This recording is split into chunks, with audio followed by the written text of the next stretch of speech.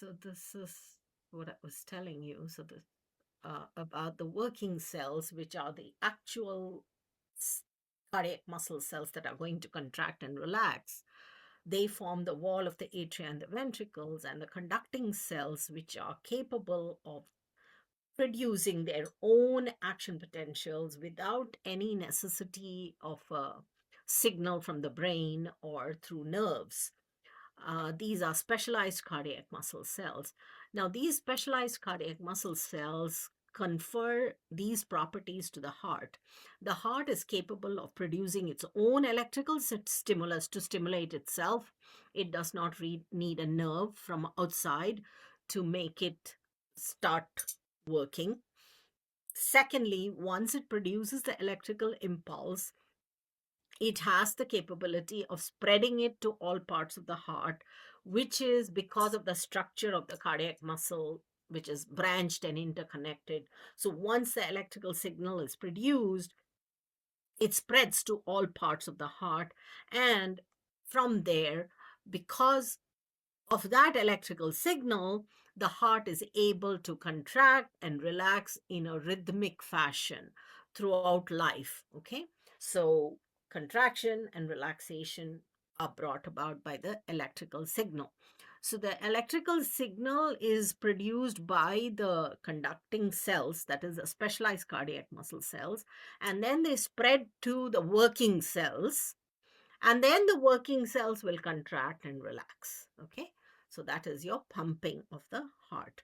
So let's look at the conduction system. The conduction system involves 5 sections. There are 5 different parts to the conduction system of the heart. The first one is what is called the SA node, or the sinoatrial node. The sinoatrial node is located in the wall of the right atrium, very close to the superior vena cava, opening of the superior vena cava. This is where the node simply means a collection of specialized cardiac muscle cells that are capable of producing their own action potential without having to rely on a nerve to stimulate them. So, sinoatrial node is the first one. The next structure in this conduction system is what is called the atrioventricular node. Okay. The atrioventricular node is also located in the wall of the right atrium, very close to the tricuspid valve. Okay. And between the SA node and the AV node, there are specialized cardiac muscle fibers that connect these two structures. Okay, so you can see that. So these are called atrial conducting fibers, but don't worry about that. But there is a connection between the SA node and the AV node. So SA node and AV node, there are connections between those two. Okay.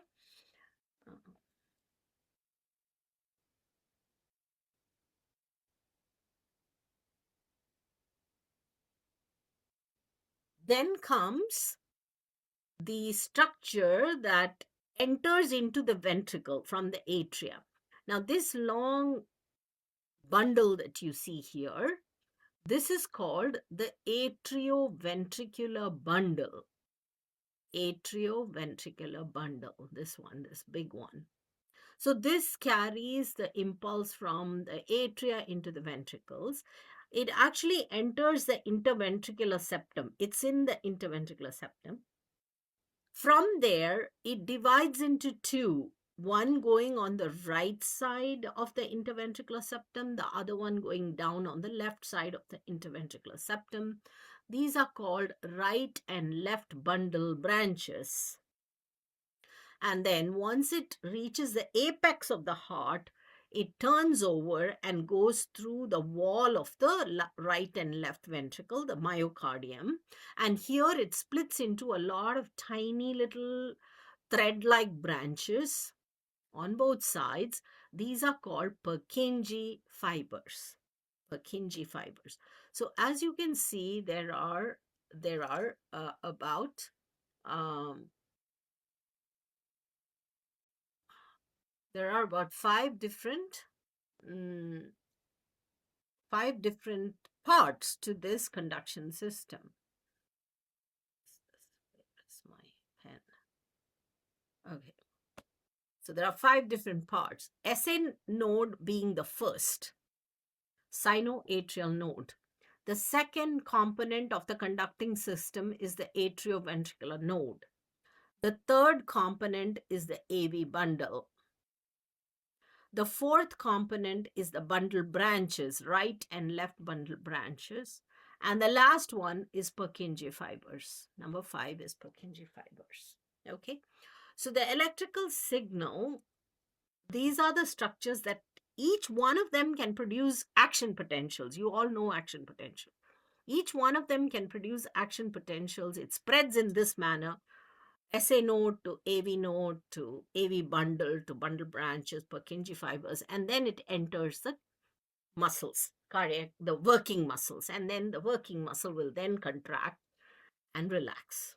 Okay, so the function of this conductance system is to generate spontaneous action potentials, which will then lead to heart contraction.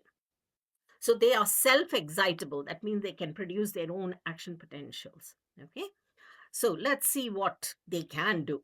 Now, these cardiac cells, all of them can produce action potentials. Every component, all 5 of them can produce action potential. But the rate at which they produce action potential differs. That is, how fast they can produce action potentials.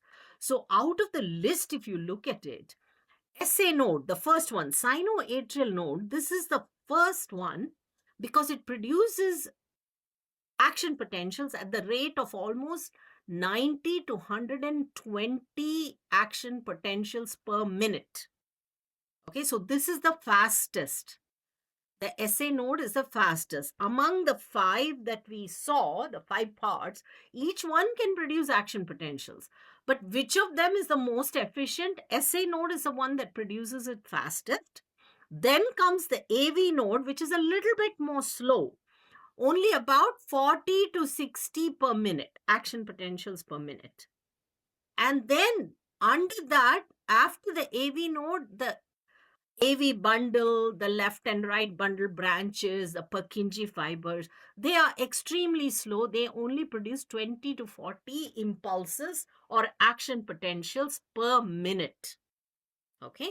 So if we go back to our picture, SA node is the fastest. The number 1 is the fastest.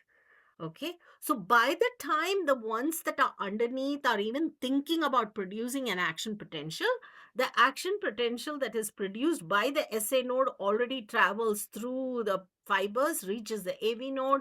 From there, it travels through the AV bundle and the bundle branches and the Purkinje fibers. Okay, so the rest of the structures don't have any choice, but they have to follow what the SA node is doing because that is the most efficient and it is the fastest. Okay, so the SA node is referred to as the pacemaker of the heart. It's called the pacemaker of the heart.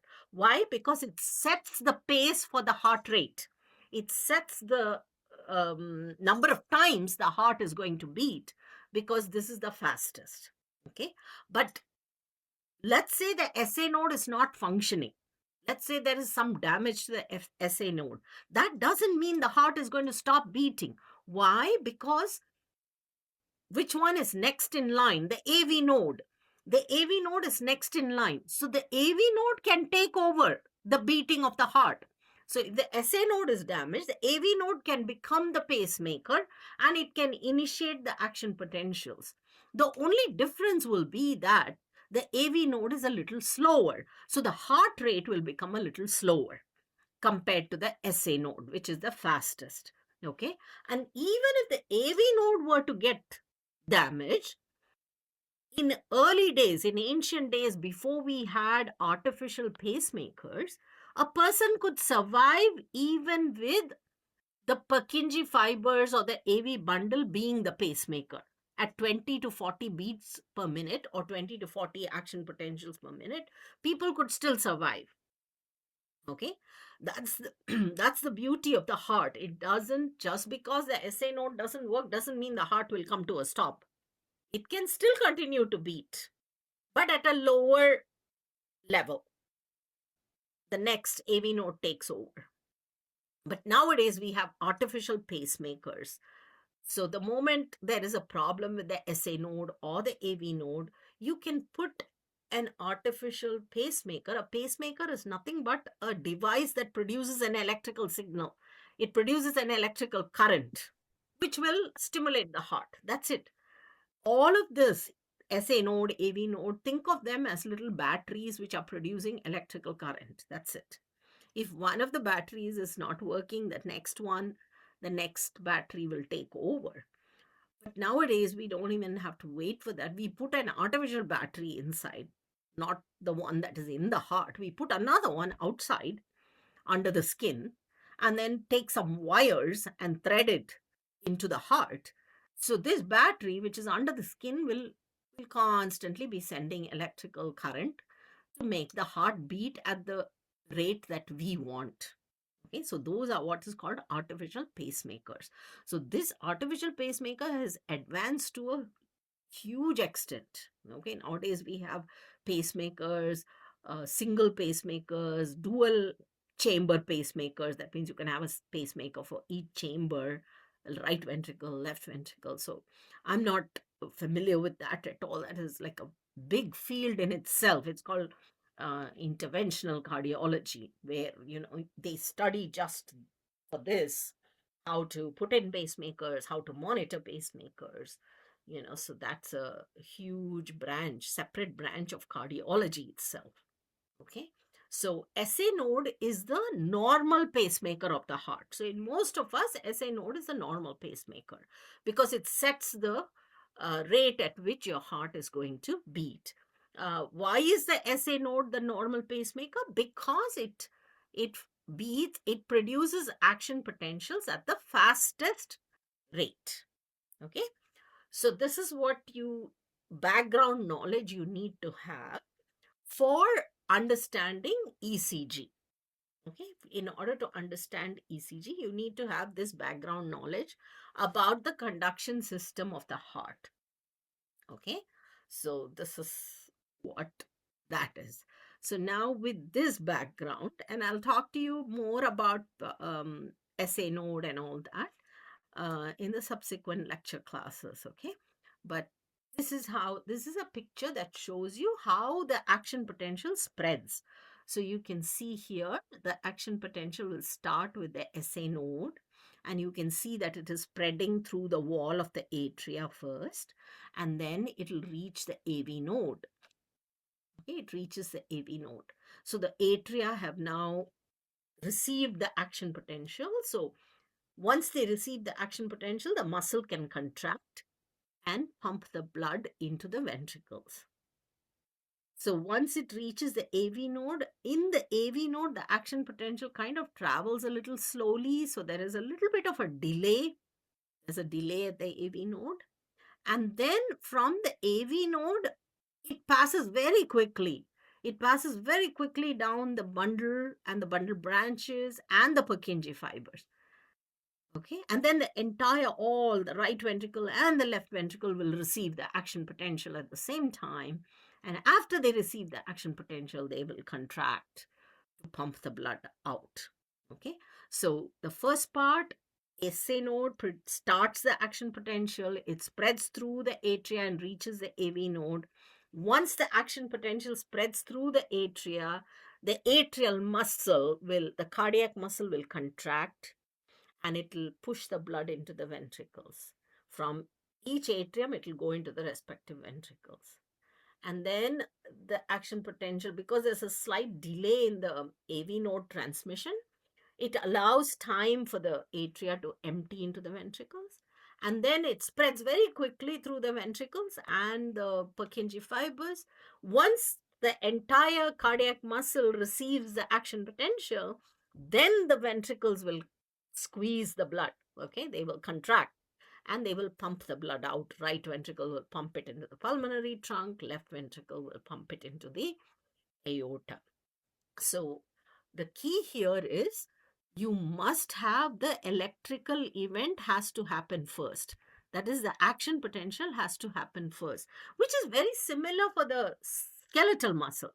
You have to have the action potential coming from the nerve, getting transmitted to the skeletal muscle, and then in the skeletal muscle, the action potential travels through the T tubules and then opens up the calcium channels in the sarcoplasmic reticulum. Calcium gets released. And then you have the actual sliding of actin and myosin, and then the muscle contracts. So first, the action potential has to occur. So the electrical activity is first. Okay, oops. Electrical, what's happening?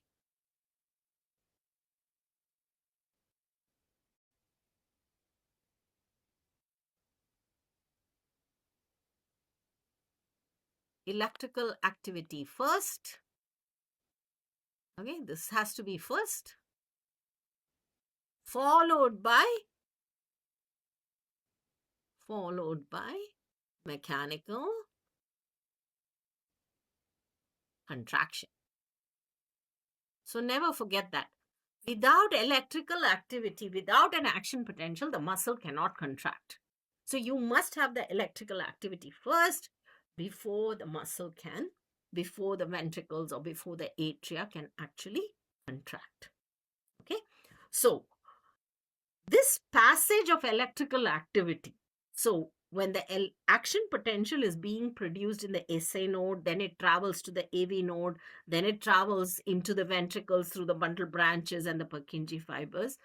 This passage of electrical current through the heart is recorded as electrocardiogram. Okay, ECG or EKG. So let me just skip over a few slides because all of this I'll talk to you. So please remember, an EKG or an ECG is the record of the electrical activity of the heart, not the actual contraction and relaxation of the heart. Please remember this. A lot of students will make a mistake and say that EKG records the contraction and relaxation of the heart, or it records the heartbeat. No, you're absolutely wrong. EKG records the electrical activity, that is the passage of action potentials through the conduction system of the heart. So only the electrical activity is recorded. Why is it possible to record an electrical activity of the heart? Because your body is a good conductor of electricity. You have sodium, you have salt and water in your body. So the moment you touch a live wire, you can get electrocuted because your body is a good conductor of electricity. So whatever electrical current, even though it's a very minute strength, what the heart is producing, it's not a strong current like what is powering your machines. It's not that strong. It's a very minute current, but you can pick it up from the surface of the body. Why? Because these electrical currents get conducted to the skin. So you can pick up that current and you can record it. Okay. So that's what this is. So EKG is a record of the electrical activity of the heart. Very important to remember that. Okay. Do not say that it records the contraction and relaxation of the heart. That's wrong. Okay. If you actually want to see the heart contracting and relaxing, you have to use another technique. If you want to see the heart beating like that and pumping the blood out and getting filled up with blood, there's something else for that. Okay. Do you know what that is? What is that procedure?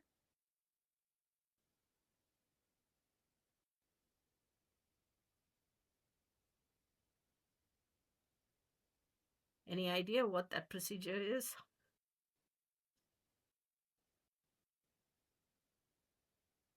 echocardiogram. So you use ultrasound.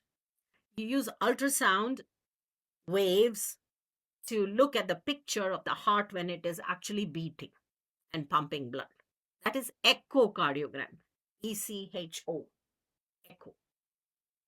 This is electrocardiogram. So the explanation is there in the word itself. It records the electrical activity of the heart as the action potential passes from the SA node all the way to the Purkinje fibers. That's what it is recording. So when you record an EKG, and I think some of you probably already know this pretty well. Okay, some of you know this. So to record an EKG, any complete recording, okay, I'm not talking about, I mean, EMTs, when they, ambulances, when they pick up a patient from the home, they record the ECG, but they don't do a full record. They just record some of it. A full record will have 12 recordings. A complete ECG will have 12 recordings. Okay? 3 of them, out of this 12,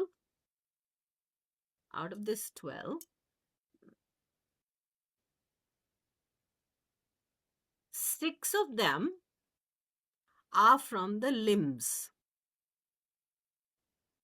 6 of them are from the limbs. And the remaining 6 are from the chest. Okay? So in order to record, you have to place a recording device. Okay? You have to place a recording device on the limbs. Okay? You call these little recording devices that you put, they are called leads. LEADS, leads. Okay? Not lead, it's called leads. So the first recording is placed on the first lead is placed on the left arm. One is placed on the right arm. The third one is placed on the left leg. Okay, and you also place one on the right leg for ground purposes, earthing. Okay, because you are recording electrical activity, so you place one on the right. But the one which is actually recording is the one on the left arm, one on the right arm, and one in the left leg. Okay, this is how you place it. So you get 6 recordings from this. These 3 devices, you get 6 recordings. You call them lead 1, lead 2, lead 3, AVR, AVL, AVF. These are the 6 limbs, limb leads. Okay, from the limbs. Lead 1, lead 2, lead 3. AVR is right arm, AVL left arm, AVF foot, left foot. Now, the electrical physiology of how this recording is done is extremely complicated. Okay, it's not a subject that I can talk about in a 100 level class. It's not even a 200 level. It's much more advanced than that. So if you are actually going to go into a PA school or a medical school, yes, you will learn. What is the basis? So this is the way, there is a lot of physics involved here. Vector and the direction of current flow and things like that. So at this stage, we're not going to talk about that. But just remember that a complete ECG recording has 12 recordings. 6 of them are from, 6 of them are from the devices that are attached to the limbs, upper limb, left and right arm, and left leg. Okay, 6 of them are chest leads, 6 from the chest. Okay, we name them V1 to V6. So this is how an ECG record will be labeled: lead 1, lead 2, lead 3, AVR, AVL, AVF, V1, V2, V3, V4, V5, V6. A full recording will have all of this. Okay, so the chest leads, you actually place the recording devices over the chest where the heart is located. Okay, so there's a specific position for each. V1 is on the right of the sternum in the fifth intercostal space. V2 is on the left of the sternum in the fifth intercostal space. And then V3, V4, V5, V6. So all of this. So from every position, the recordings are taken. Okay. Now, how the recordings are done, that is electrophysiology. It is, as I said, it's too much at this stage. But you need, some of you may be already using this, or you may have seen people using it. You will learn about this. If at all we get a chance in the lab sometime, I can try and show this to you. We can do it, but I doubt whether we're going to have time for that. So this is the 12 recordings. Now, what do you get from these recordings? Now, we're not going to look at what each one is going to show. In general, what is it that you see? Okay, so this is something that you have to know what is generally seen. So in an ECG recording, as the signal passes from the SA node to the AV node and then to the branches, this is what you see. You see a first upward stroke. We call this the P wave. The P wave is due to the spread of the electrical current through both atria. That is from the SA node all the way through both the atria and then to the AV node. Okay. So when action potential is produced, you get a depolarization and then you get a repolarization. Depolarization is when sodium enters into the muscle cell, and then you get an upstroke. Repolarization is return to the normal resting potential. In this case, as the signal spreads from the SA node to the AV node, you get the first upward deflection, which is called the P wave, and this is due to atrial depolarization. Depolarization happening in the cardiac muscle of both the atria. Okay, then comes this part. So the impulse now has to go from the AV node. It has to go through the AV bundle into the left and right bundle branches and the Purkinje fibers. So now it has to spread into the ventricles. So as the impulse spreads into the ventricles, each part of the ventricles will depolarize. That is the interventricular septum, then the wall, and then it'll go like that, and finally it'll go to this part. Okay. So when the electrical signal passes through the ventricles, you get a huge wave. This is called the QRS complex. Okay, this is called the QRS complex. Now, the QRS complex is made up of 3 waves. A small Q wave, which is a negative deflection, and then a large R wave, and then again another negative deflection called the S wave. So that's why you call this the QRS complex. Oops.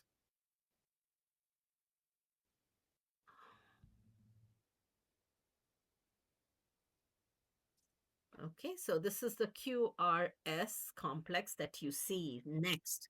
Now, what is this QRS complex due to? The QRS complex is due to ventricular depolarization. What happened to my...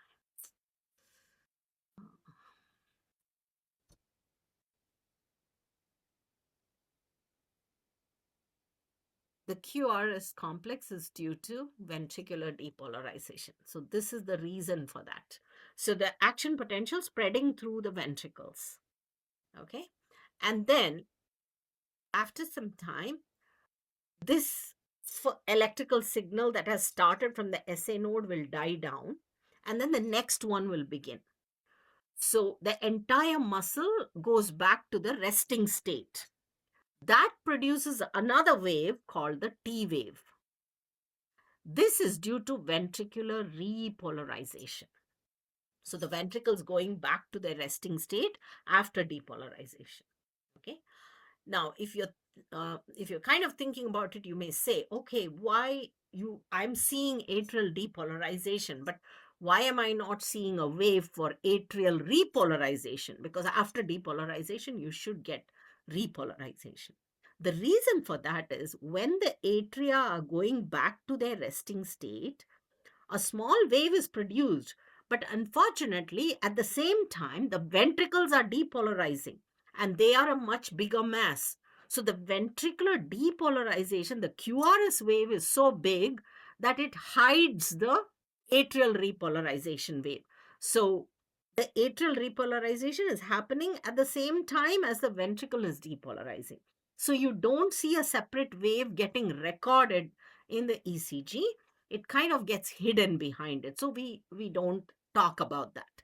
So in any ECG, you're going to see P wave, QRS, T wave, P wave, QRS, T wave. The same thing over and over again. Okay, so let me show you. So this is just the explanation again, showing you when atria depolarize, you get the P wave.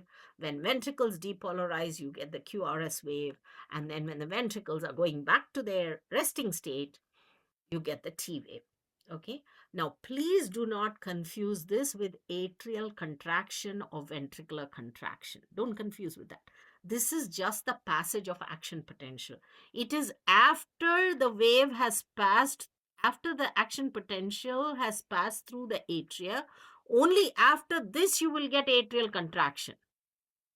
Atria will contract and push the blood into the ventricles. So the actual muscle contraction will happen after the wave.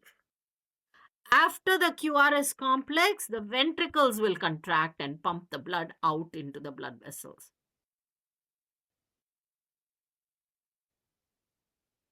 So the action potential has to happen first, and then comes the contraction. So never use the word a lot of times, and this is a question that comes out in your second exam. What is the reason for the P wave? What is QRS? You should know how to draw a normal ECG. So students will say P wave is due to atrial contraction. QRS is due to ventricular contraction. You are completely wrong. I cannot give you any points for that. Even though you're saying it's atria and ventricles, you cannot get partial points because this is not contraction. The moment you write the word contraction, that tells me that you have not understood. Okay, so remember, EKG is a record of the passage of action potential through the heart. It is not a record of the mechanical contraction and relaxation of the heart. That is something I want to emphasize. I don't know how much of it has gone in. I will only get to know when your second exam, when you finish that. Okay. But please, whenever you're learning, please try to look at the definition, try to remember what I said. Okay, because these are important things. And a mistake in this definitely tells the person who's listening to you, if that person knows what it is all about, they may not say it to your face, but they're going to say, oh, you have not understood what is the difference between electrical activity and actual contraction and relaxation. Okay. So, and even if you see any of your senior nurses or even doctors making this mistake, then you know that they have not understood their physiology. Okay. They don't know. So, and this is something you should not forget because, of course, you won't see cardiologists making this mistake because they do know that this is just electrical activity that is being recorded by an ECG, not the actual contraction and relaxation. Okay, if you need to look at the heart contracting and relaxing, you should be doing the echocardiogram, the ultrasound of the heart, in order to visualize that. Okay, so let's take a look at some normal ECG waves. We'll talk about. So here it is. So right at the top, I just want you to look at this upper one. This is the normal ECG on the top. Again, same thing. So this one here,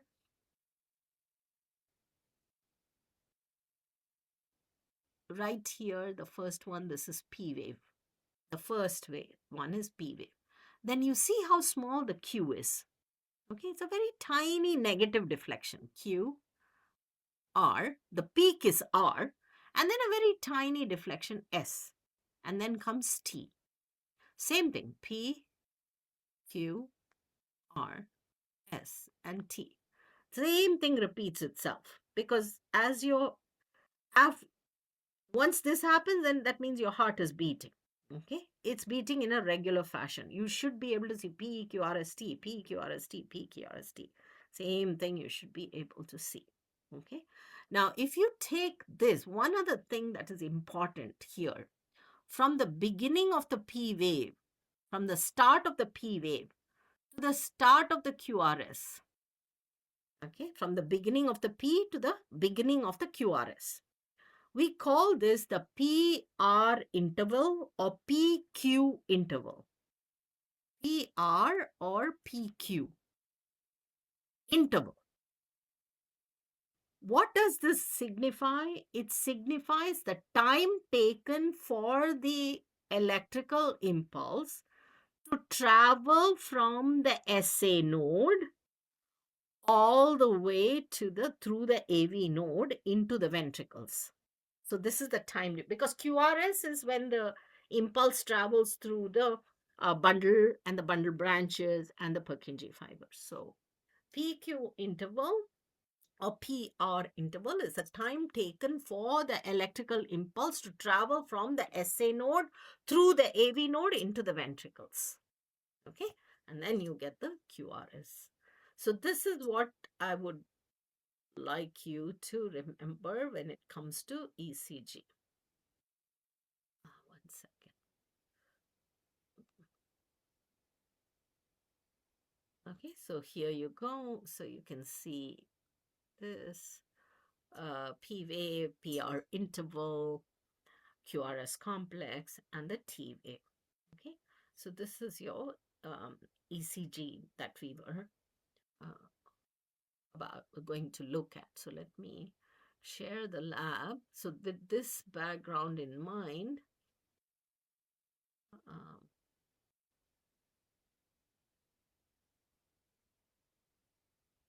share this one.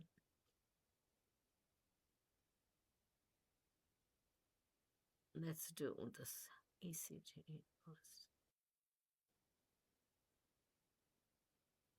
Okay, so this is in your the PowerPoints that are there in your lab. It's the same thing. So recording the electrical activity of the heart, and then you place the electrodes. It's a very simple thing, you just put the electrodes and then connect the wires, that's all. And so this is the way it is done, and then you get this recording. Okay, so for ECG, you must know what is P wave, what is QRS, what is T. Okay, which one is P, which one is Q, which one is R, which one is S, which one is T, and what is the reason for the wave. What produces the wave? So P wave is due to atrial depolarization, QRS is due to ventricular depolarization, T wave is due to ventricular repolarization. Okay, so all of this, each one of them is Q wave is because the impulse enters into the interventricular septum, and then R wave is when it passes through the bundle branches into the ventricle. So each one there's a lot of intricate details, but don't worry about that. At least you should know what a normal ECG, what are the waves that are seen, and what is the reason for the waves. Okay, so that's about the ECG one. So I've already mentioned this to you. P wave, QRS complex T wave, and what is the PQ or the PR interval? It is the time taken for the electrical impulse to travel from the atria into the ventricles. Now, with the help of an ECG, we can do a lot of things. We can find out heart rate. We can find out whether the heart is beating properly in rhythm, or is there a abnormal rhythm. You can find out if there is something wrong with the conduction system. Is there a block? Is it taking a longer time for the action potential to pass through? You can find out the size of the chambers. Are the chambers normal size, or are they expanded or enlarged? You can find that out. And then you can also um, figure out the if there is a heart attack happening, or if it was an old heart attack. You can see changes in the ECG from an old heart attack, or if a heart attack is happening right at that moment, you can see changes. Okay, so the ECG is useful for a number of things. Also for uh, electrolyte disturbances. Suppose potassium levels are high or low, or calcium levels are high or low in blood, you can see changes in the ECG. So it is useful for a number of things, right? Okay, so that is ECG. I know this is not the way a lab should be done, but unfortunately we have no other choice but to do it this way. Okay, that's ECG. Now let's go to blood pressure and heart sounds. Okay, let's do heart sounds. Now, heart sounds, whenever you go to your primary care doctor, your physician, you are able to see, they put their stethoscope, they ask you to, they listen to some sounds, and then they put their stethoscope at the back and ask you to take a deep breath. So when they ask you to take a deep breath, they are listening to your lung sounds, the movement of air in and out of your lungs. That is what they are listening to see whether air is going in normally and coming out, or is there some, people with asthma, the sound will be different, or somebody who has a lung infection, and if there is fluid in the lungs, the sound will be different. So when they put the stethoscope at the back of your chest and ask you to take a deep breath, they are listening to respiratory sounds. Okay, your breath sounds. When they put the stethoscope in the front of your chest, they are listening to heart sounds. There are four places where normally physicians will put their stethoscope to listen to heart sounds. Okay. One is, as you can see, one is between the second and the third rib. Okay. This is called the second intercostal space. We call it the second intercostal space next to the sternum on the right side, and then the same thing on the left side. Okay, and then they put their stethoscope just close to the sternum on the left side in the fifth intercostal space, and then in the fifth intercostal space to the little to the middle, like middle of your clavicle, where the apex of the heart is. So it is kind of understood that the heart sounds are best heard in these four locations. Okay. So you hear the sound of the aortic valve very well here. Aortic semilunar valve in the second right intercostal space. You hear the sound of the pulmonary semilunar valve in the second left intercostal space. And then you hear the tricuspid valve very well in this fifth intercostal space close to the sternum. And then you hear the mitral valve, the bicuspid valve, very well in near the apex. Okay. But in spite of all this, no matter where you put the stethoscope in the four places, you will hear the heart sounds, the normal heart sounds. We are talking about normal heart sounds. Normal heart sounds, there are two heart sounds, and all of you know this. You've all heard of it. Whether you have heard it or not is a different issue, but you at least know about it. There are two heart sounds. And whenever I ask students what are the heart sounds, they will immediately say lub dub. Okay, they will say that lub dub. Now, lub and dub are just how the sound sounds like. Okay, that's a description of the sound. But it's not exactly when you put your stethoscope, you're not going to hear lub dub lub dub. You're not going to hear that. Okay. So, as an anatomy and physiology student, as a healthcare student, or as a nurse, when you write down your report about a patient, you're not going to write lub dub heard. Okay. You're going to say normal heart sounds S1 and S2 heard. So, they are called S1 and S2. Okay. That's what you call them, S1 and S2, or first heart sound and second heart sound.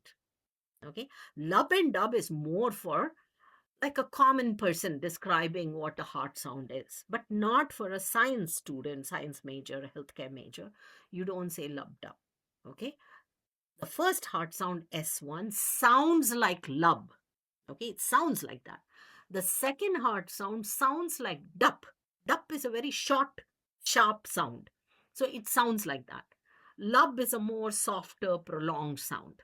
Now, both these heart sounds, what are they due to? Please remember, they are due to the closure of the valves, not the opening of the valves, closure of the valves. So when the valves snap shut, they produce a sound. When they open, they don't produce a sound. Okay? So the sound is due to closure of the heart valves during the heartbeat. During the heartbeat, when the heart is contracting and relaxing, the valves close. When they close, they hit against the blood and they produce a sound. Okay, that's what this is. So, I mean, I saw a message. I think Navira has asked whether you need the lab manual next to you. Obviously, your lab manual describes all this, so you can keep it next to you and just follow if you want, or you can listen to it and then read up later, because these are essentially in class. I would have just given you this explanation, and then I would have asked each one of you to take a stethoscope and listen to your heart sounds and do the blood pressure. Unfortunately, we don't have that, but definitely I'll try to, if you've never heard if you've never used a stethoscope and listened to heart sounds, please, yes, you should. Okay. And in the process, maybe take a picture of yourself with a stethoscope, so you must listen to it. So it's a very cool thing. And then you will also realize how soft these sounds are. They're not like loud drum beats. They're very soft sounds, and you have to practice again. Helps you to understand what these sounds are like. So the first heart sound, let's take the first heart sound, which is a soft, prolonged sound. The first heart sound is made due to closure of the atrioventricular valve. So I have highlighted it, I've bolded it, and it's in red. So closing of the atrioventricular valves. Okay. So after the atria have pushed the blood into the ventricles are now filled with blood, and they are going to start pumping the blood out. Before that, the AV valves will close. Okay. So closure of the atrioventricular valves at the beginning of ventricular contraction. Just before the ventricles begin to contract to pump the blood out, the AV valves will close. That produces the first heart sound. Now, the new term here is systole. Okay. Now, systole is a word that we use in place of contraction. So, in the heart, we never use the word contraction. Skeletal muscle, we say contract, relax. But in the heart, we say systole for contraction. And the opposite, relaxation, is diastole. Diastole means relaxation. Now, some students will say systole, diastole, but I think the correct pronunciation is systole, diastole. Systole is contraction. So, whenever you hear the word systole, that means it indicates heart contraction. And when you talk about the heart, which is the main pump? The ventricles are the main pump.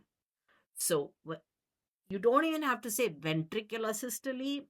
If you say systole, that automatically refers to ventricular contraction. If you say diastole, that means it refers to ventricular relaxation. Unless you want to specify, then you will say atrial systole, atrial diastole. Okay. Otherwise, just using the word systole and diastole always refers to ventricular contraction or ventricular relaxation. So, the first heart sound, S1, is produced when the atrioventricular valves close just before the ventricles are going to pump the blood out. That means the ventricles are now filled with blood from the atria and they are ready to pump it out.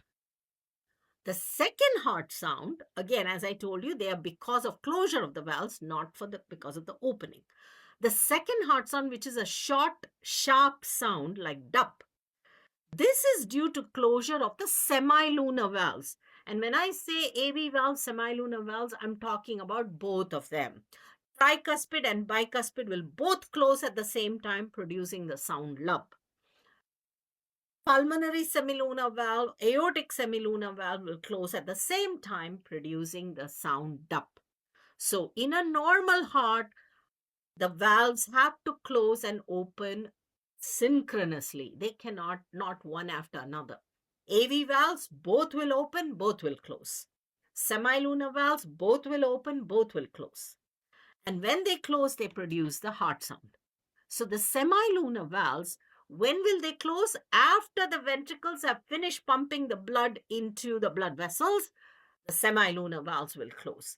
So at the end of ventricular systole, so closing of the atrioventricular valves that produces the first heart sound is at the beginning of ventricular systole, just before the ventricles start contracting.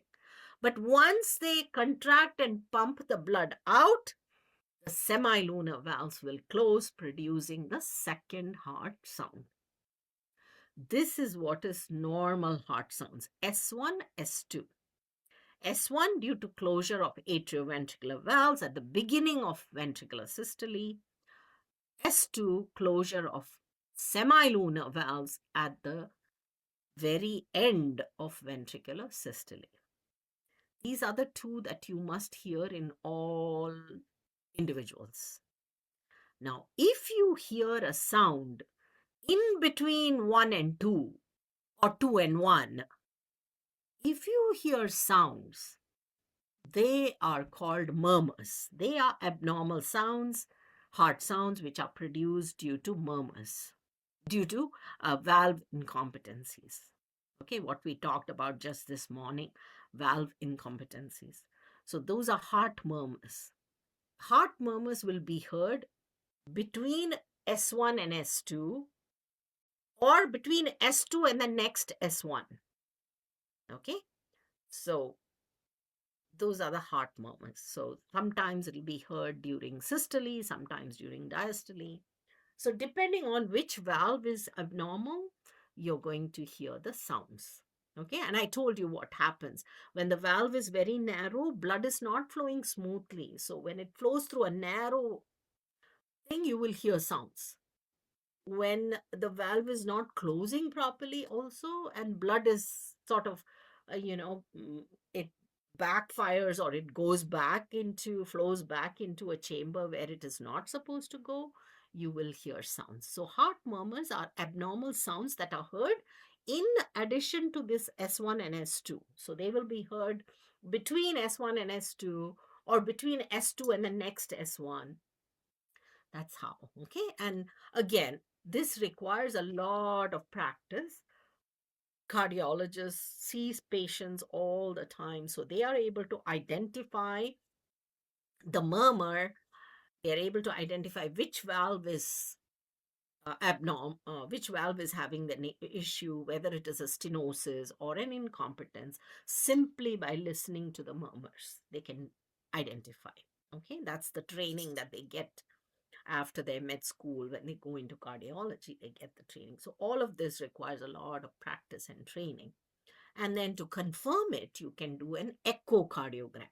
An echocardiogram will actually show you the valves opening, closing, the blood flowing from atria to ventricles, from ventricles into the blood vessels. So an echocardiogram will confirm the diagnosis of whether a valve is stenosed or whether it is incompetent. Okay.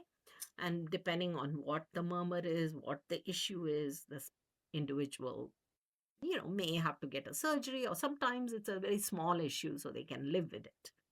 Okay. So that's what heart sounds is all about. Now we come to blood pressure. Okay. Any questions on heart sounds?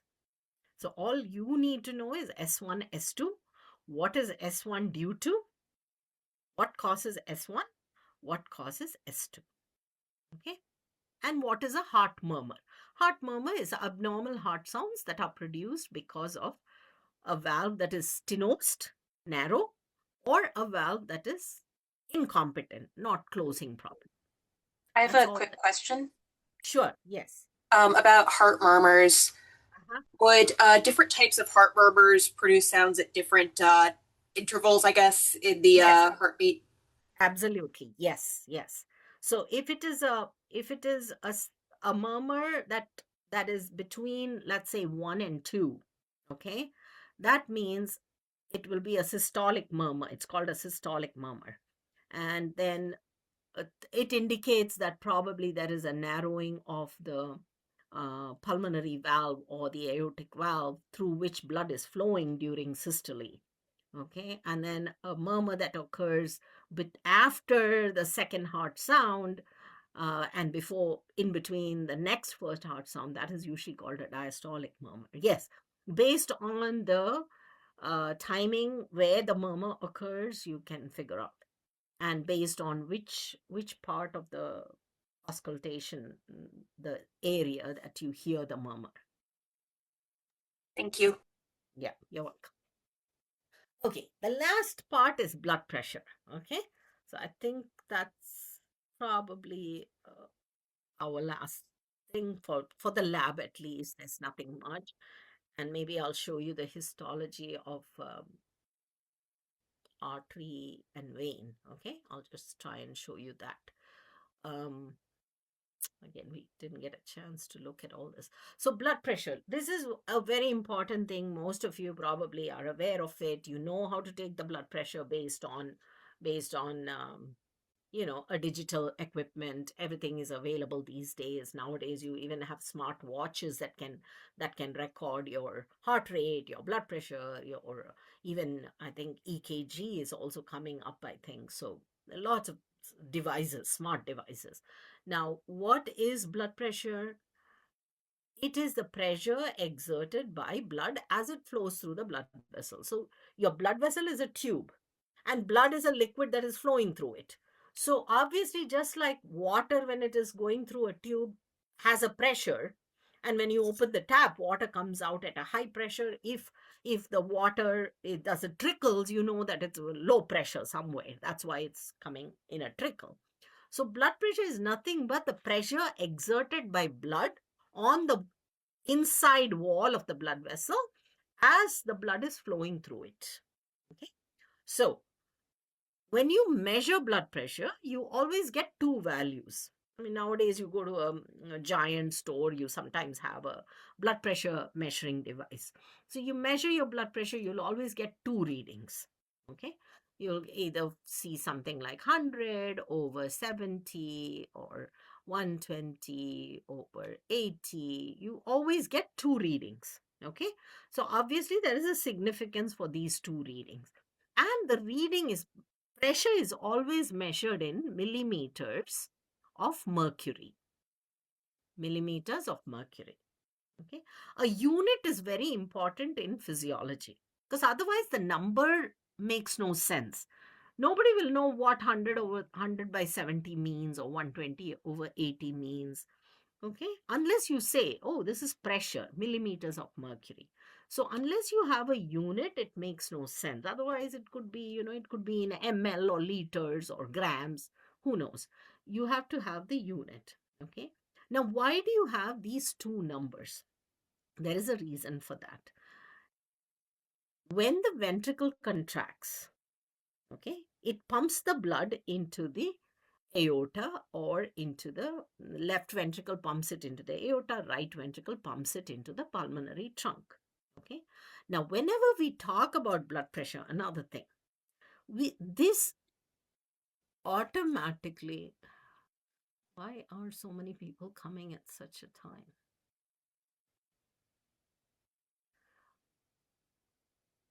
Okay. Whenever you say blood pressure, it automatically means arterial blood pressure. It automatically means arterial. It's not venous. Okay. It's not blood pressure in the veins. It is blood pressure in the arteries. You don't have to specify. You don't have to say, I'm measuring the arterial blood pressure, because we always measure blood pressure in the arteries. Okay. Only in certain conditions, wherever indicated, sometimes we need to measure the venous pressure. But otherwise, we don't measure the pressure in the veins, because in the veins, pressure is always very low. It is the artery that has high pressure, because it has to pump the blood to all parts of the body. So, whenever you say blood pressure, it refers to the artery. So, here we are talking about the left ventricle. When the left ventricle contracts, so this cartoon is showing you that the muscle has contracted, the aortic semilunar valve opens and the ventricle pumps the blood into the aorta, the blood vessel, okay, the largest blood vessel in the body. Now, these blood vessels, these large blood vessels, are elastic structures. So, the moment blood is pumped into it, the wall of the aorta will expand. Okay, the wall of the aorta will expand to receive the blood. This is called systolic blood pressure. Okay, because the ventricles are contracting. Remember, I told you contraction is systole. So the first number that you see, the bigger number that you see at the top, always represents systolic blood pressure. Okay, systolic blood pressure. And then after the ventricle, within a few milliseconds, what is going to happen? The ventricle is going to relax. Okay, it's going to relax. The semilunar valves will close. And this elastic structure, this aorta that has expanded, will recoil. It will come back to its original size. That's the property of any elastic structure. You stretch it, it recoils. Now, when the wall recoils, it again presses on the blood that is inside. Okay. This creates a pressure which is called the diastolic pressure, because the ventricles is relaxing, and that is called diastole. So this is called diastolic pressure. Okay. And this diastolic pressure, when the aorta recoils, it presses on the blood and pushes it forward. It allows, the diastolic pressure allows the blood to move forward. Okay, so systolic pressure, aorta receives the blood, it expands, and then it comes back to its original position, the recoil, and the blood is pushed forward. So this expansion and recoil of a blood vessel, you can feel it all the way, right down to the smallest blood vessel. You will see it doing this. As blood enters and as blood leaves, it's going to do this. So this expansion and recoil is felt in a lot of blood vessels. And you can actually feel it in arteries which are superficial, which are more close to the skin. Okay.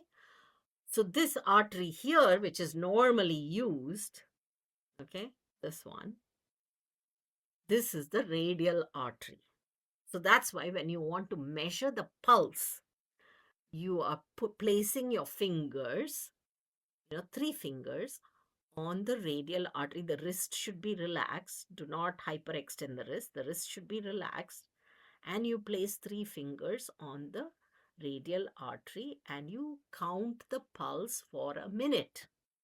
The pulse rate is the same as your heart rate, the number of times your heart is pumping blood into the blood vessel in a normal person. In a normal person. So this is the radial. Okay. You can also feel the pulse in the brachial artery. I don't know how to show here, brachial artery. You can also, you have to press a little though. Right here, you have the carotid. We learned about the right and the left common carotid. So if you gently press it, you can feel the pulsation. Then in your thigh, femoral artery. Okay, femoral artery can be palpated. So suppose if we are actually examining a patient for some cardiovascular disorder, we are supposed to feel the pulse everywhere. If we don't feel the pulse in some places, that means there is some obstruction to the blood flow. So take a look at your lab manual. It gives you all the places where a pulse can be felt. Now, wherever you have an artery which is superficial, close to the skin and against a bone, you can actually feel the pulse. Okay. So we use this very frequently. And then there's one here too, which is called at the temple.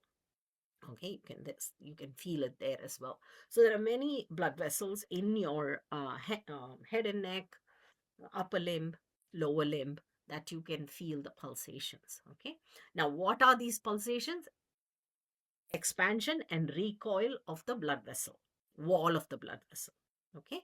So this is the reason for the two numbers that you get when you measure blood pressure. The first higher number is systolic blood pressure, when the blood is pumped by the ventricle into the aorta. And then the second number is slightly lower. It is the pressure because of the recoil of the blood vessel and the diastole of the ventricle, relaxation of the ventricle. Now, if you want to measure blood pressure, of course, there is one way of measuring it. Okay.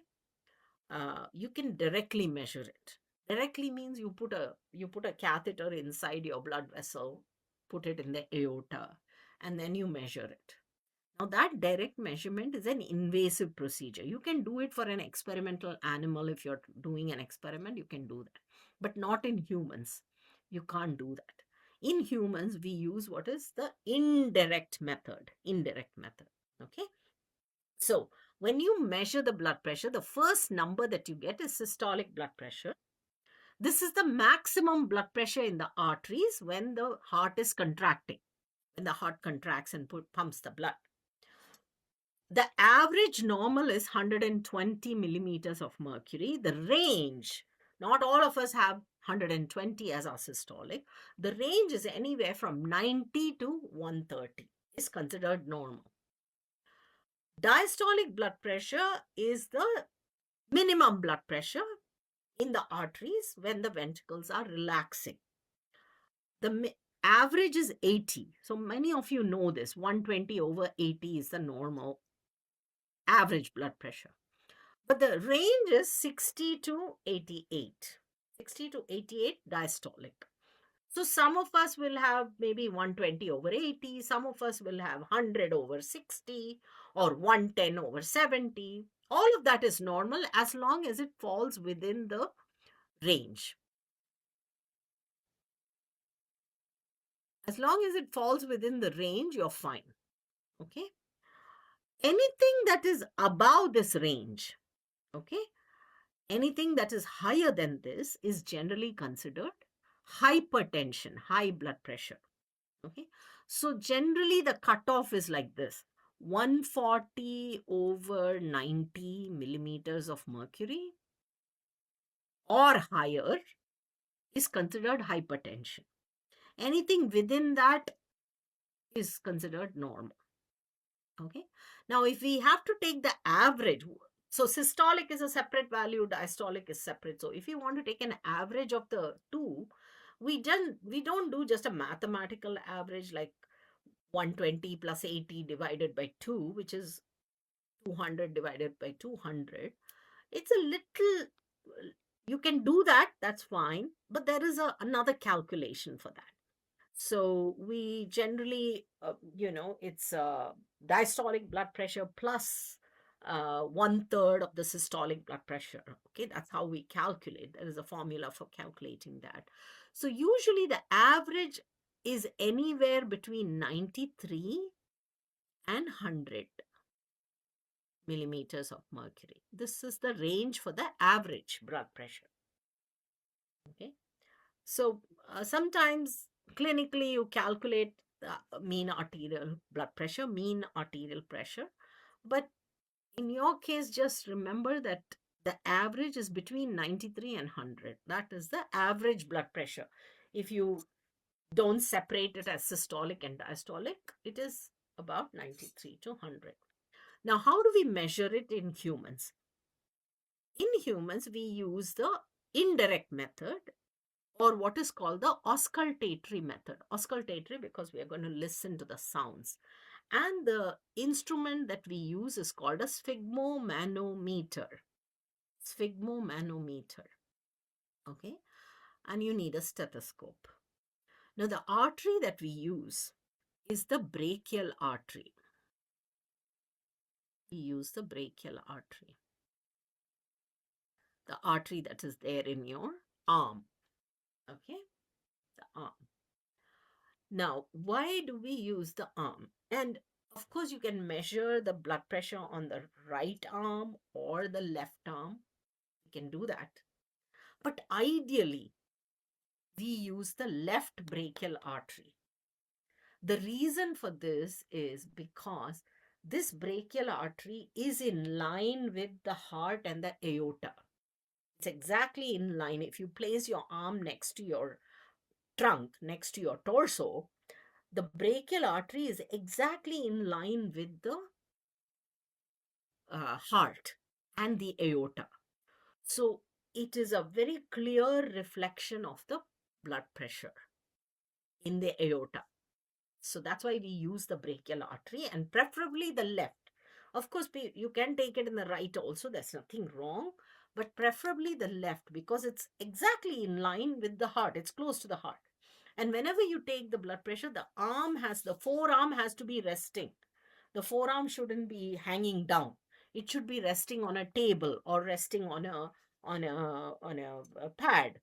Okay, that's why you will see when you go to a diagnostic center to take the blood pressure or something, you will see there'll be an arm rest. So they'll ask you to rest the arm there.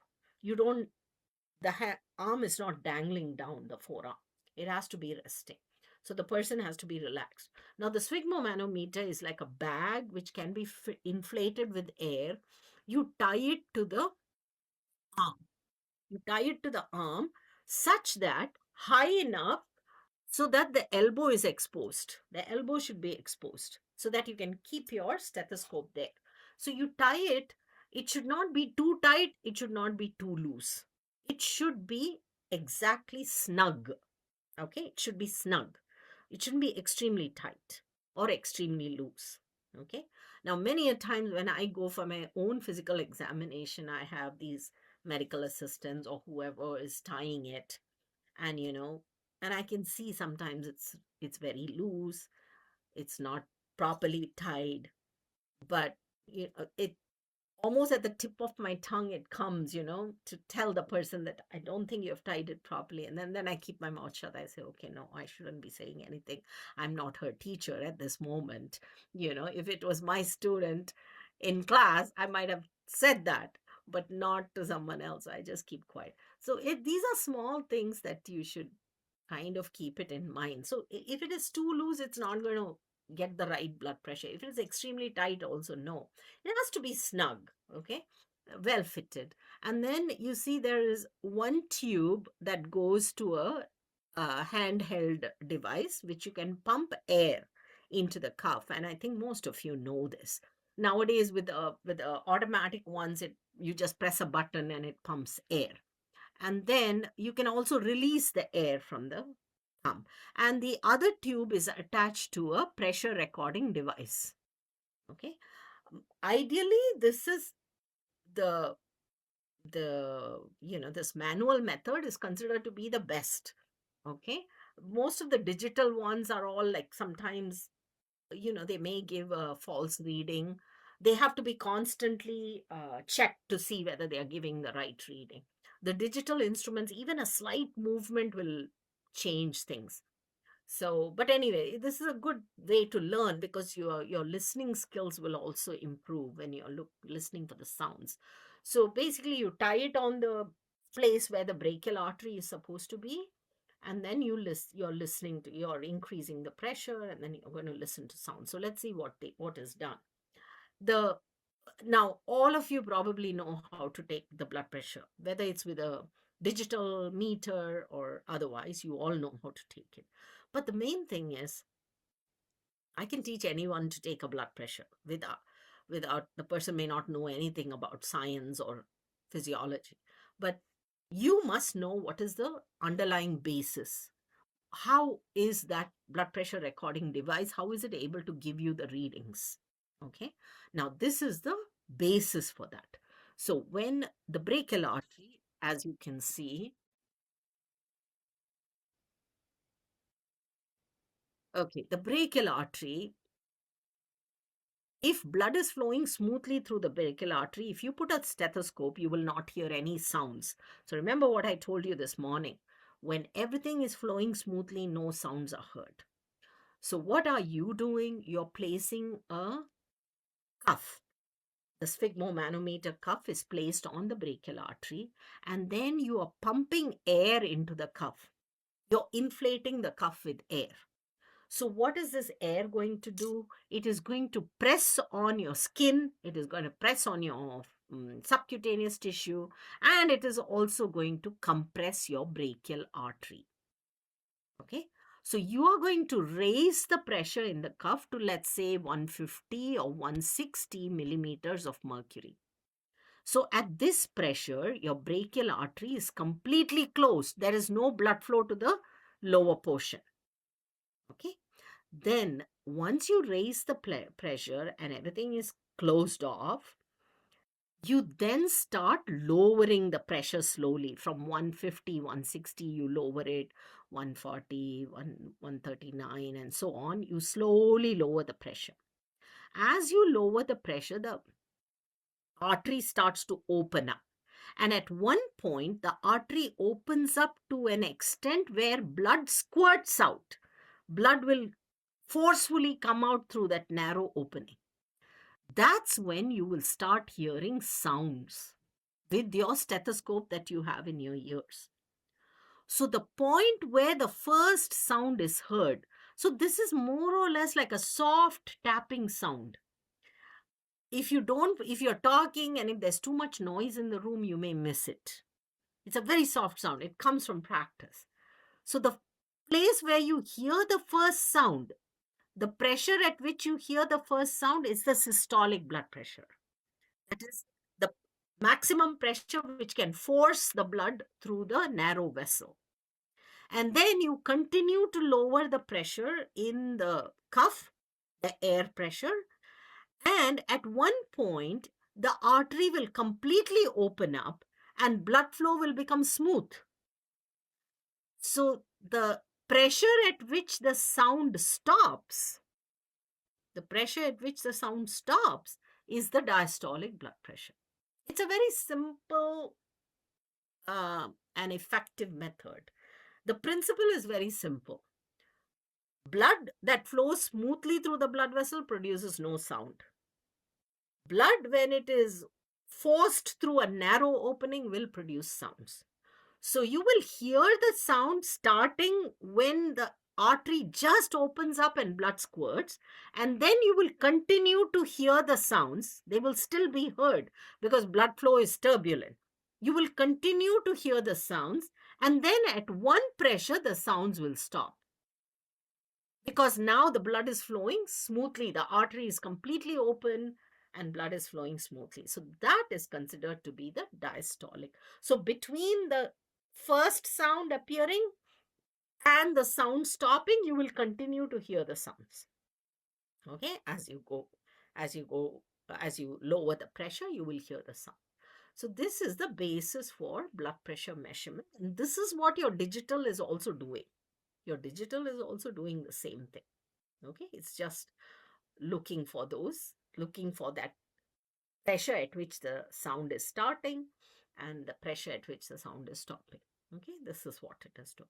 Now, this is the next thing is important. Many students confuse the sound that you hear in the blood pressure measurement as heart sounds. These are not heart sounds. These are not heart sounds. Okay. Heart sound is different. Heart sound is due to closure of the valves. Here, it's not heart sounds. So don't say you're hearing heart sounds when you're measuring blood pressure. No, these sounds are totally different. The sounds are named for the Russian physiologist who described these sounds, Korotkov sounds. So the sounds are called Korotkov sounds.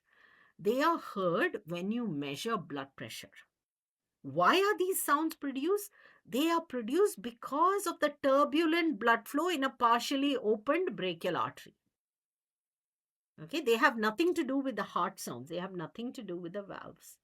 They are produced due to turbulent blood flow in a partially opened brachial artery.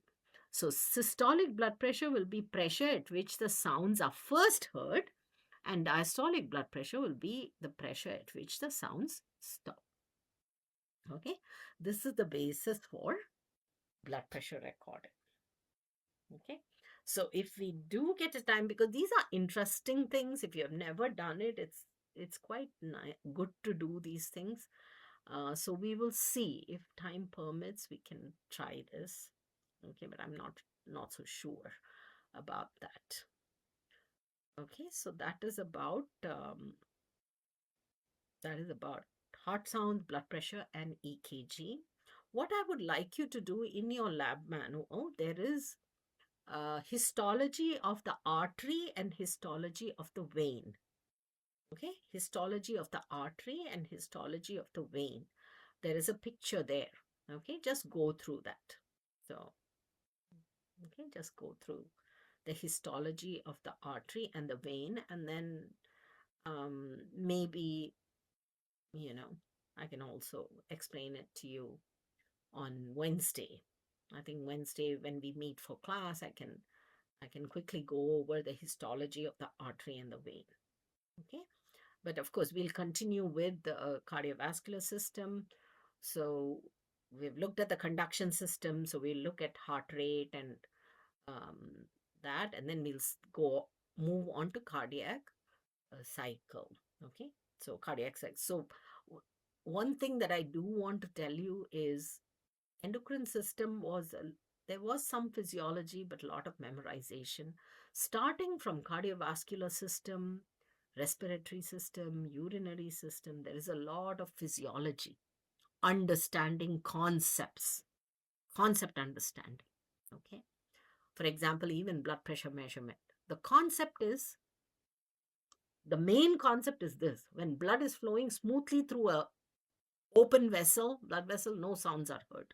The moment the vessel becomes narrow and blood flow becomes turbulent, you're going to hear sounds. Okay. So lots of concepts. And for these concepts, I feel there's no need to memorize. If you understand why it is happening, it'll be easy. You'll never forget it. You'll never forget it. And it'll be easy for you to critically think and analyze things. Okay, which is a very important part of healthcare. Be able to analyze things critically and, you know, come to a conclusion as to what could be happening. Okay.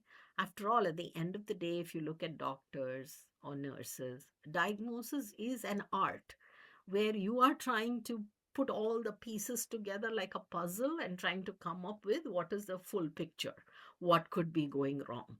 Okay. So a lot of thinking is involved, a lot of even out of the box thinking, trying to think about, okay, what could this be? So understanding concepts is really important. So please, I cannot stress the importance of that. So whenever you're learning, keep a paper next to you or keep something next to you, keep scribbling, keep drawing. After you read a material, try to explain it in your own words. Take a piece of paper, draw it out. Okay. And for example, ECG, just draw a rough heart and put the SA note, put the AV note, say, okay, action potential is traveling like this, traveling like this. So once you do that, it's going to make it easier.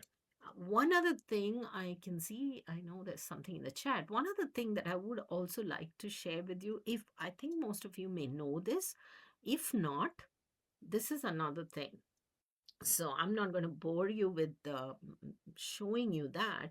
But if you go to your Pearson website, Access Pearson, and I'm going to put the next set of homework assignments as well. If you go to your Pearson, Access Pearson, and then go to your mastering site, you will see study area. Once you go to the study area, let me see. Uh, you in the study area, you're going to see something called interactive physiology. You're going to see in IP, interactive physiology, under the list. And under interactive physiology, you have, especially for the, I think, cardiovascular respiratory, cardiovascular system, you do have a lot of things here. Okay, so you have, this is cardiac cycle. Hang on, let me see. Yes, you see the intrinsic conduction system.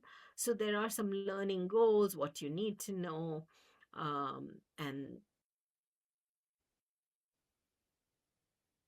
so if you go here, it has a intrinsic conduction system. It's going to play the whole thing and it's going to show you, I won't, you can always listen to this, but it shows you the intrinsic conduction system and how everything flows through it. And then it also has some little exercises for you, which, will help you to understand it. Okay, there's a little quiz, and then here's your, pathway of depolarization. So go to the interactive physiology, you will see a lot of animations and explanations, which will be of help to you, especially for those of you who want to keep listening to things or looking at it and also listening to the video. And of course, you're all smart enough, you all have lots of sites, YouTube, but just make sure that whatever somebody is saying is authentic and correct. That's all. Okay. So you can use a lot of resources to help you understand. And the more you listen to all this, the more easier it becomes. I'm not saying this is easy. Cardiovascular physiology is not very easy at all. Okay. We'll come to cardiac cycle, then we're going to look at blood flow. It's going to become more complex as we go along. So try to, stay with me and try to sort of read whatever happens even before I teach it, or at least after I teach it the same day, try to read about it. Okay. So that's something that I wanted to tell you, that your Pearson has a lot of, in the study area, there are a lot of things that you will see. Jason, what are you saying? Okay. When we look at a 12 lead and people are interested, I can show what was taught to me. It will make it super easy. Absolutely. Yes, you can do that. That'll be good, Jason. And then what is the next question that I'm seeing?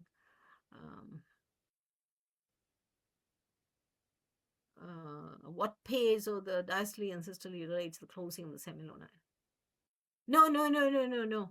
Navira, diastole and systole is a common term. It's a common term. Diastole simply means contraction.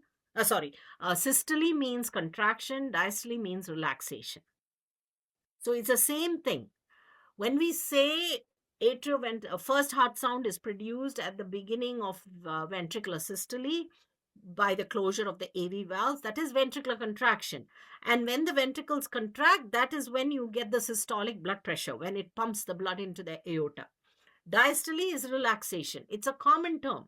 They are not different from each other. Okay, they are not different from each other. Okay, good. And Emily, are there any pages of the lab book you would like to work on? I think for the cardiovascular system, I already told you, Emily. I already mentioned last class. Last lab class, I told you which ones. Yes, I think somebody has already replied back to you, I think. The pages. Meredith has already replied back to you. Thank you, Meredith. So she's given you the reply over there. Okay. So that's it. So let's see how things go for next Monday. Okay. Hopefully things will work. I will see you on Wednesday. So then let's decide on Wednesday. Okay. How things are and about the lab exam as well. And I told you about the lab exam. What's that? The lab exam study guide is already up. So start looking at it. And as for the lecture exam, most of you have done well. Those of you who need some help, do come and see me. I'm always there for help if you need. And of course, your classmates are fantastic resource people. Okay. You have a number of your classmates who have done well. If you want to know how to study, because I'm ancient, so my study techniques might be very different from what you people are used to. For us it was like books and notes and the library. We had to go. We didn't have all this Pearson and all this stuff. We had to do everything. We had to open a textbook, read textbooks, multiple textbooks, to look up the information that our professors were talking to us about. We didn't even have like a recommended. We had a recommended textbook, but professors would never stick to it. They would just pull things from everywhere, and we had to go and hunt for it in different places. And of course, physically written notes and things like that, manually written notes. You're not ancient. No, I am. I mean, when it comes to all this technology that I see now, I really feel I'm ancient. So, to wrap my head around all of the stuff that is happening here. But anyway, so your classmates are excellent resource people, and I've seen many of them helping you out. Jason, for one, is like, always ever willing to help people out.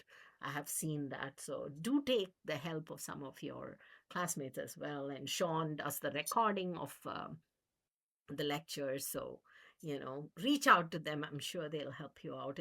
Healthcare is a team effort. So you can start now. If you're feeling overwhelmed, you don't feel confident, I am there. You can come and talk to me. If if you think I'm too intimidating for you, then you can talk to your friends as well. Okay. Any questions that you have, anything that I have to clarify before we log off for today? Anything? No? I do have a question, but it's related to the lecture we had. Sure. Yeah, go ahead. It doesn't matter. Um, so like stenosis or like incompetence, Uh-huh. they can be like you can be born with them, right? Yes, yes, you can be. Yes. It's So called if that was left, congenital. oh, okay. Congenital heart disease. Yeah. And if that was left like untreated, what would it look like later in life? Would you be able to survive or? Oh, it depends on the degree of severity. Okay. So if it is sometimes it may be just a mild incompetence or a mild stenosis. Okay. So the day-to-day activities are not affected. So the child can probably survive and have a decent lifespan. And then later on, maybe, if the person goes into active sports or something like that, then sometimes it's even not diagnosed at birth, any minor thing, and it probably surfaces only when the child reaches the teen years and starts playing sports and things like that. And then it may require a surgical correction for the stenosis or the incompetence. And in some cases, like, as one ages, as a person becomes older, you can see there will be some amount, the valves are everything is growing old, so the valves will be incompetent, like just this morning. I mean, I'm blessed to have my dad who's 96. He's still alive. He lives with my brother in India. And my brother had just sent a message saying that he had a fall because he was feeling dizzy. So he did all his CT scan, and so his heart is still looks pretty good, but there is a little bit of incompetence, on incompetence, aortic incompetence, which is quite normal for a 96-year-old, because the valve is not going to close properly. So it is going to be a little loose. So some amount of blood will backflow. So that's normal. So at an age of 96, you're not going to do for something like that, you're definitely not going to do uh, surgical correction, or you're not going to treat it actively. Okay. But let's say the same pulmonary incompetence or an aortic incompetence or a stenosis is noticed in a 20-year-old or a 30-year-old, you definitely have to treat it. Okay. And surgical advances have become nowadays, they're so good that, you know, it's it's very easy to, I mean, easy in the sense, I'm not saying it's uh, there are surgical interventions that is possible to treat any of these disorders, and the lifespan is reasonably good for these people. Oh, okay. Thank you. Yeah, you're welcome. You're welcome. Okay, anything else? Any, Wait, I have another question. of course, I'm here. So things like wait, actually let me find it so that I know it correctly. Can I just answer Lissette's question? Lisette, Yes, yes. can there be a bypass or stent? I think you meant stent on the left descending artery. It's not vein, Lisette. Left descending artery, widowmaker. It's not window maker. Or since it is the main, it's not a vein, it's an artery. There wouldn't be enough time. Uh, okay, this is direct message. Okay, if you're there, Lisette, your question was, where can you do a bypass or a stent on the left descending artery, not vein? Okay, this is what I want students to know. You cannot replace vein and artery just like that. A vein is a vein, artery is an artery. So make sure that you use the right words. Artery, widowmaker, since it is a main artery, there wouldn't be enough time. It depends on, Eliseth, it would depend on the extent of the obstruction. If the obstruction is very severe and it is causing reduced blood flow to a major portion of the ventricle, you will definitely have to do a bypass surgery. A stent may not work. But if it is a small obstruction and then you feel, okay, maybe a stent will help, you can put a stent. You can put a stent as well. There's no harm in that. The only thing is, we also not only look at the obstruction, you also need to look at the patient, the individual. Do they have other complications which can make it difficult for them to go through that surgery? So then a bypass surgery is obviously more intense than a stent.